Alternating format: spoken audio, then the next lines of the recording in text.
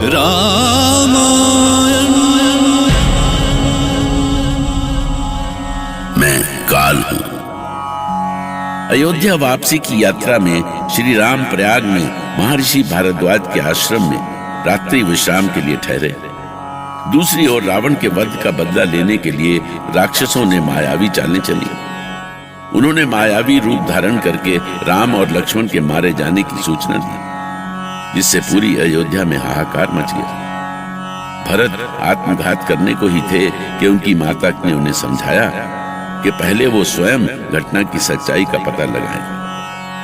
भरत ने पूरी घटना पर पुनः विचार किया और सच्चाई का पता लगाने के लिए हर ओर अपने दूत भेजे। और तभी कुलगुरु वशिष्ठ को ये दुखद समाचार मिला। पर उन्हें ये समझने में देर नहीं लगी कि ये राक्षसों की मायावी चाल है। इसलिए सबसे पहले उन्होंने इस सूचना की जांच पड़ताल की। कौन है जिसने श्री राम की मृत्यु की सूचना कुमार भरत को दी? कौन है जिसने स्वयं को मेरा शिष्य कहकर यह घिनौना कृत्य किया? हमें कुछ भी नहीं पता है गुरुदेव। फिर किसे पता है? कौन है जो आश्रम से भागकर कुमार भरत के पास पहुंचा? क्षमा करें गुरुदेव, वो जो भी है हम में से कोई नहीं है, क्योंकि हम सभी यहाँ एक साथ थे।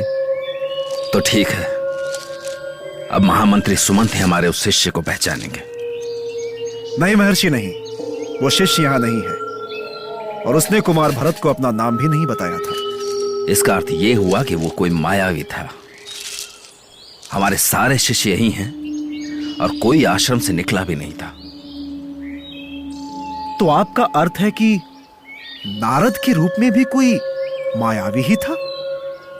अवश्य आर्य सुमंत, नारद के रूप में ही नहीं, मुझे पूरा विश्वास है कि देवी सीता के रूप में भी कोई मायावी राक्षसी ही थी। मैं भी देखता हूं महर्षि, अभी पता लगाता हूं इस सच्चाई का। अब मैं श्री राम और लक्ष्मण के सुरक्षित होने का पता लगाकर ही लौटूंगा। जय श्री राम।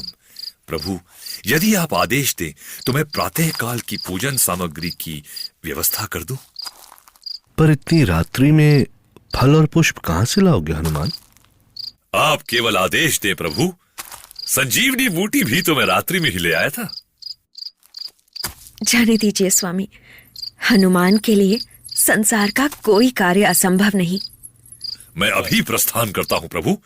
जय श्री राम।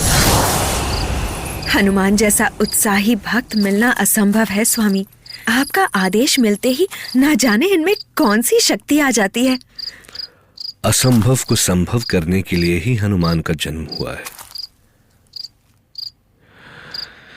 किंतु सीते, मुझे लगता है कि हनुमान को अपने बल का अभिमान हो गया है। शक्ति होगी तो उसका अभिमान भी होगा स्वामी। मैंने प्रत्यक्ष देखा है कि हनुमान ने लंका के बड़े से बड़े वीरों को कैसे धराशायी कर दिया। मैं जानता हूं सीते, किंतु यदि इसे अभिमान हो गया तो वो बल काम नहीं आ सकता। इसलिए मुझे हनुमान का अभिमान दूर करना होगा।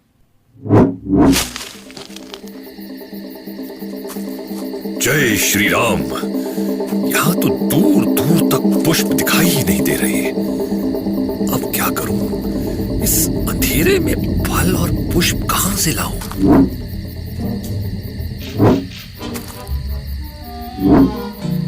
आजा वानर, मैं तेरी ही प्रतीक्षा कर रहा था। मेरा आहार तो तू बनेगा ही वानर। बहुत विश्वास है अपनी शक्ति पर, हाँ? तो ठीक है, पहले तू मुझे आहार ही बना ले। इसके पहले तू ये बता कि तू यहाँ आया कैसे? किसने भेजा है तुझे? पहले बाहर तो निकल आ दुष्ट। चोर के समान छिपकर प्रश्न क्यों कर रहा है? ले, आ गया तेरे सामने। अब बता, तुझे यहाँ किसने भेजा है?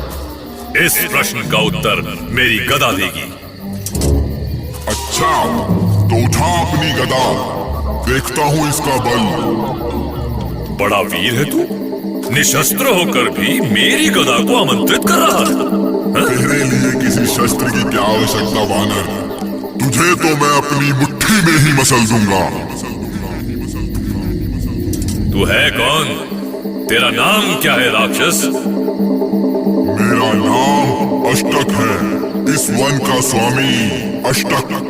और मेरा नाम हनुमान है, पवन पुत्र हनुमान। ये नाम तो तूने सुना ही होगा। तेरे जैसे ना जाने कितने वानर हर दिन मेरे पैरों तले कुचलकर मर जाते हैं मूर्ख। कितने नाम याद रखूंगा? पहले बाहर तो निकला दुष्ट। नाम नहीं तो मेरी गदा को तो अवश्य याद रखेगा। गदा पकड़ने से तेरे प्राण नहीं बचेंगे। मरने से पहले याद कर ले जिसे याद करना है। प्रयाग के वन में हनुमान और अष्टक के बीच भीषण युद्ध हुआ। हनुमान ने जीवन में पहली बार किसी के सम्मुख स्वयं को दुर्बल पाया। संकट की स्थिति में हनुमान ने बार बार प्रभु श्री राम का स्मरण किया, जबकि दूसरी ओर उनके नाम की पुकार सुनकर त्रिकालदर्शी श्री राम मंद मंद मुस्कुराते रहे। राम रहस्य ललित विधि नाना, गुप्त प्रगट इतिहास पुराना। राम भगति अबीरल उर तोरे, बसहि सदा प्रसाद अब मोरे। स्वामी, अपने हनुमान को संकट में डालकर आप मुस्कुरा रहे हैं। आप उसकी रक्षा क्यों नहीं करते? हनुमान के गर्व निवारण के लिए ही तो मैंने ये आयोजन किया है सीते। आज हनुमान को पता चल जाएगा कि वो संसार में सबसे शक्तिशाली नहीं है। तो आप उसकी परीक्षा ले रहे हैं? हाँ सीते, किंतु अब उसकी परीक्षा पूर्ण हो चुकी है। वो बार बार मेरा नाम स्मरण कर रहा है।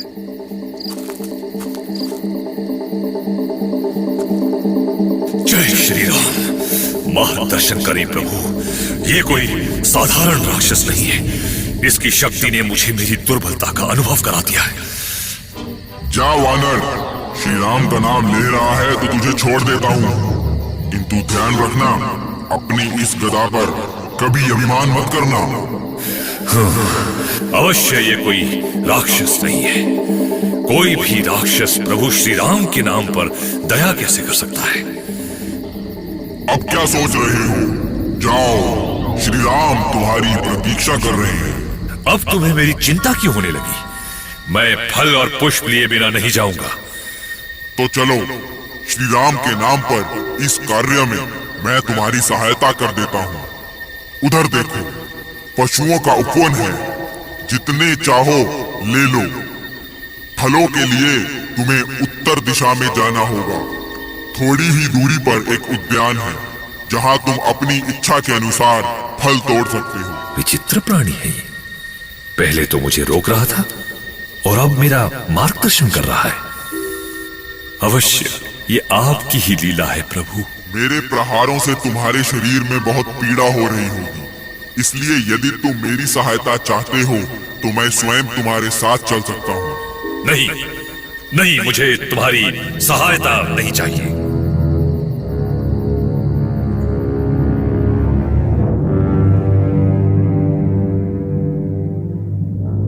हनुमान अभी तक लौट कर नहीं आए स्वामी।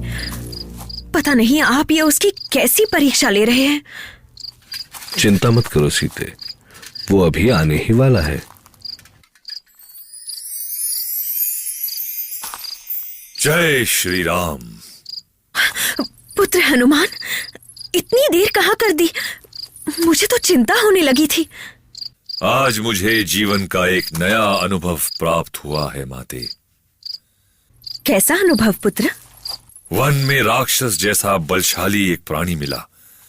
वो मेरे पीछे पड़ गया माते। पर ये ऐसा क्या किया उसने? प्रभु, पहले तो उसने स्वयं को वन का रखवाला बताया और फल फूल लेने से मुझे मना करने लगा।